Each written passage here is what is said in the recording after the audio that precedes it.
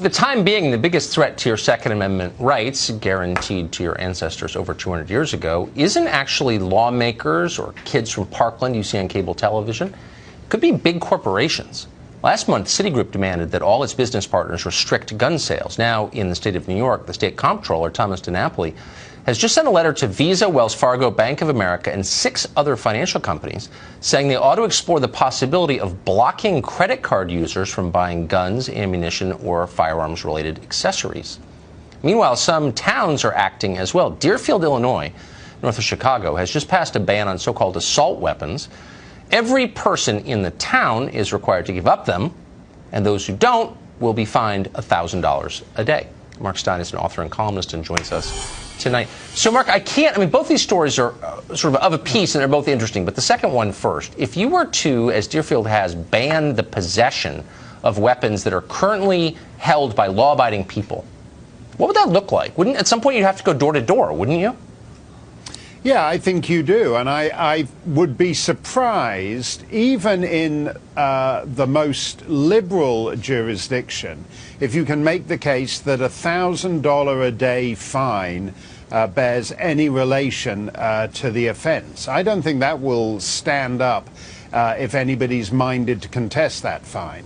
And I would advise people to contest it too, because I think that is absolutely outrageous and is intended basically to intimidate people into giving up something which the day before yesterday was entirely lawful for them to have. Ultimately, all of these conversations come down to force. You're going to have to start making people do things, law-abiding people, American citizens, things they don't want to do. And a lot of the pressure to control seems to be coming from corporate America, which is hard for some conservatives to get their heads around because they think, well, they're on our side, we're on their side, we're for capitalism. But things have changed, it seems like. Well, I think that's what's interesting about the New York proposal. If you want to get rid of guns, if you want to curtail access to guns, do you do as John Paul Stevens, the former Supreme Court honcho, suggests, and repeal the Second Amendment? That's never going to happen. So instead, you get corporations and lean on them to, in effect, do an end run round the Constitution.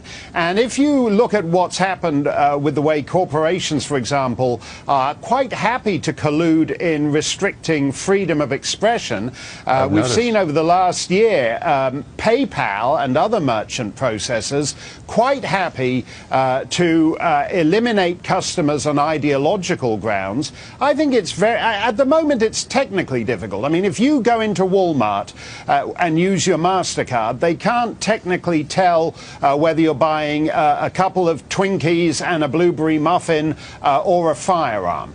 But once they can get past that hurdle so that a bell goes off and your normal credit card won't work when you buy a firearm, they will have gone a long way to denormalize gun ownership and Second Amendment rights. And that's why when they propose this stuff and people think it's crazy, you should always listen very carefully to what the left is telling you, because they mean it.